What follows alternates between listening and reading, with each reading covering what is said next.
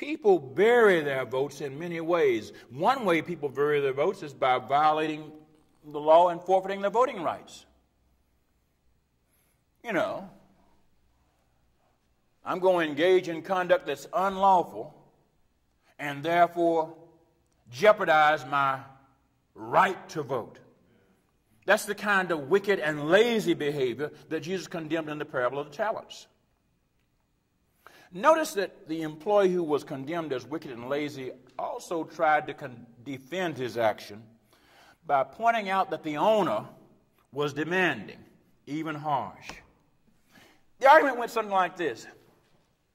Boss, I would have worked more for you, but you got enough already, and everything you have you didn't get by on this means.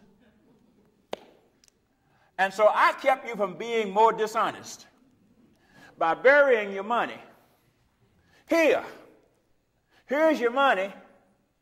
Actually, boss, you should be complimenting me because I protected you from your worst self. He claimed that by burying his employer's money, he was preventing the employer from obtaining an unjust benefit from it. You know what that sounds very much like? That sounds like people who defend their refusal to vote by saying that, look at the flaws in the political system. Oh, there's so many crooks, and there's so much noise, and there's so much confusion. I'm not going to vote because they all no good. Well, the moral problem with that thinking is that it accomplishes no good.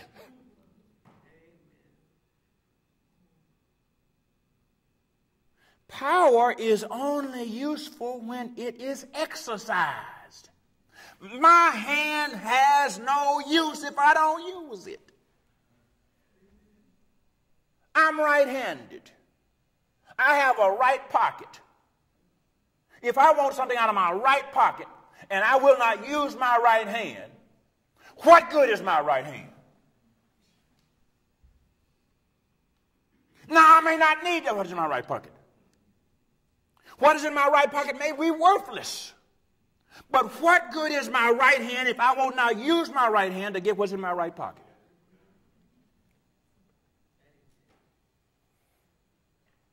If we don't exercise our voting rights, we aren't cleaning up politics.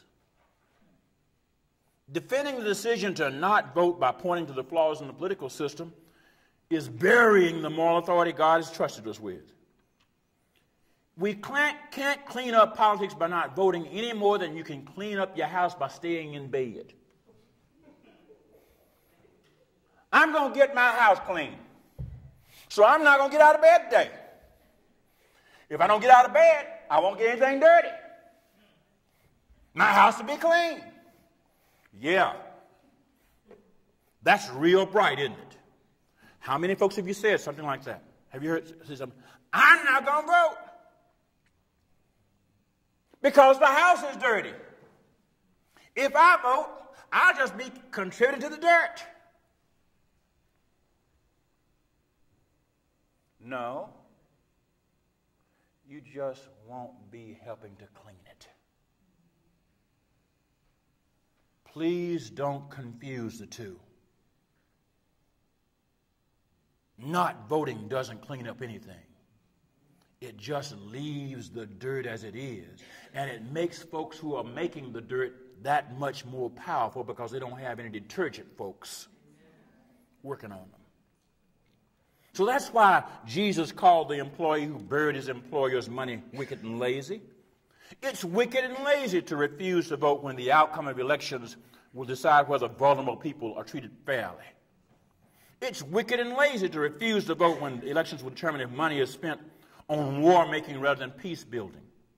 It's wicked and lazy to refuse to vote when elections will determine if women will have the freedom to live healthily as opposed to less healthily.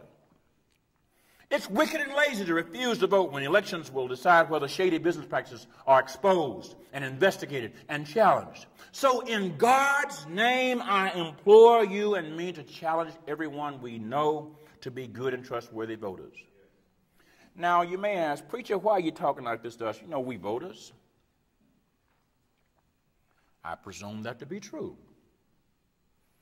At the same time, it is not enough that those of us in the voting populace vote. We have to encourage all those who have the freedom to vote to vote. It wasn't enough for the 2 employees who did what they were supposed to do with their employer's money to be good and trustworthy. That employee who buried the money hurt the employer. Refusing to vote hurts God's chances to get good and trustworthy voting done. So in God's name, let me urge you to go out and be agitators, activists, prophets of good civics. It is not for me to tell you who to vote for or against. I won't do that, but I will tell you it is unright. It is not right. It is not right for you not to vote. I will tell you it is not right for you to bury your talent and say, I'm so holy, I'm not going to vote.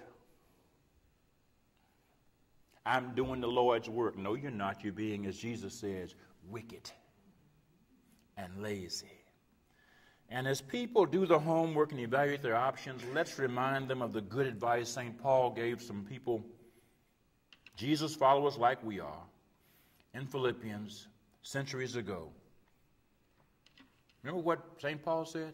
Finally, beloved, whatever things are true, whatever is honorable, whatever is just, whatever is pure, whatever is pleasing, whatever is commendable, if there is any excellence and if there is anything worthy of praise, think about these things. Keep on doing the things you've learned and received and heard and seen in me, and the God of peace will be with you.